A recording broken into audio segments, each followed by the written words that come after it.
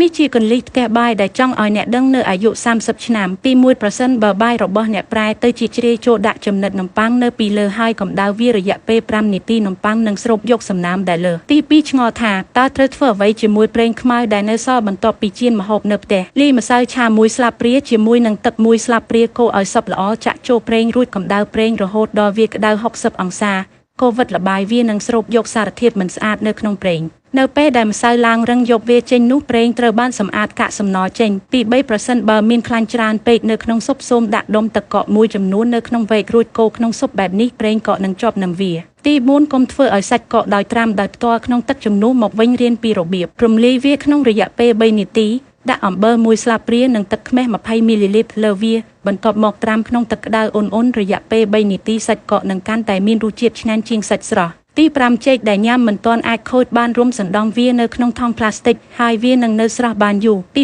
6%បើអ្នកទិញដំឡូងច្រើនពេកហើយមិនអាចបរិភោគបានទាំងអស់ចូលដាក់វាជាមួយផ្លែប៉ោមដើម្បីការពារកុំឲ្យដុះពន្លកទី7ចាក់ទឹកក្តៅលើស្បែកត្រីដើម្បីងាយស្រួលយកស្បែកចេញទី8ដើម្បីបកបង្គាឲ្យបានល្អឥតខ្ចោះសូមសុកសឹមចូលក្នុងសម្បកហើយទាញបែបនេះទី9ដាក់បង្កងនៅក្រោមកន្សែងហើយសង្កត់លើភាគីទាំងសងខាងដើម្បីងាយស្រួលយកសាច់វាចេញសូមសេររក្សាវាទុកនៅពេលដែលអ្នកត្រូវការ